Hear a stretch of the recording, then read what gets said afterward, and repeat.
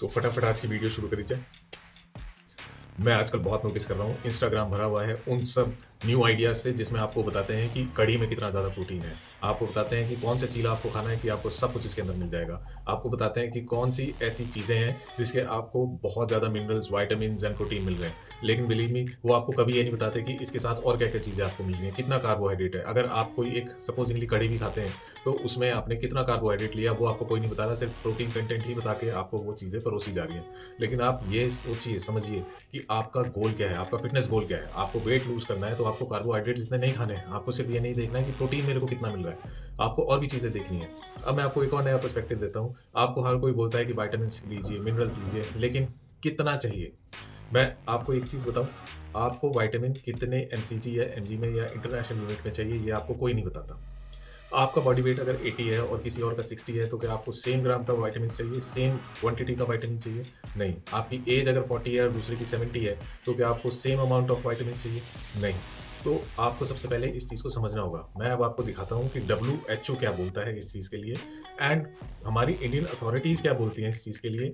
आपको वो सब चीज़ें जानना बहुत ज़्यादा ज़रूरी है। तो आप इस वीडियो के साथ बने रहिए और देखिए और क्या-क्या चीज़ें मैं आपको शो करता हूँ स्क्रीन पर। विटामिन्स एंड मिनरल्स को यूनिट्स में मेजर किया जाता है और ये यूनिट्स होती हैं एमजी, एमसीजी एंड आयु।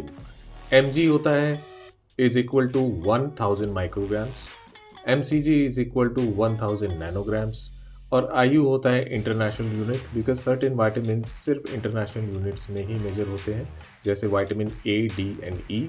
सो एक और एग्जांपल जैसे आपको स्क्रीन पे दिखाई दे रहा है, 1 MCG of vitamin D is equivalent to 40 आयु।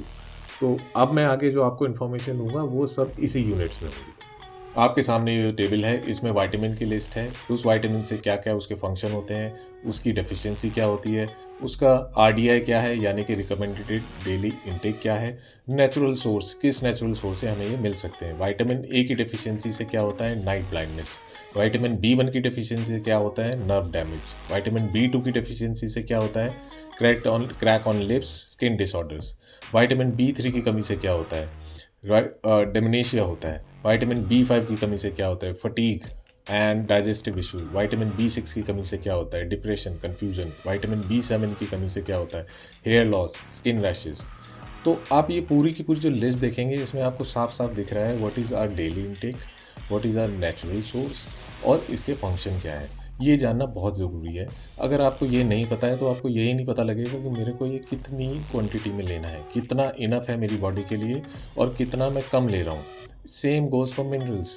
अगर आपकी बॉडी में मिनरल्स की डेफिशिएंसी है तो मसल क्रैम्प होते हैं कैल्शियम की डेफिशिएंसी से, और एनीमिया फटीग जो होता है आयरन की डेफिशिएंसी से।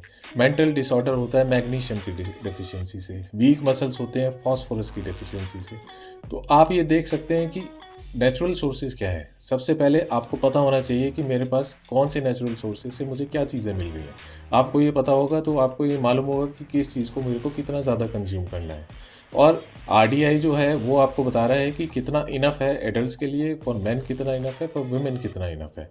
ये हमें पता होना बहुत ज़्यादा ज़रूरी है, तभी हम अपने विटामिन एंड मिनरल्स को एक्यूरेट कंज्यूम कर सकते हैं।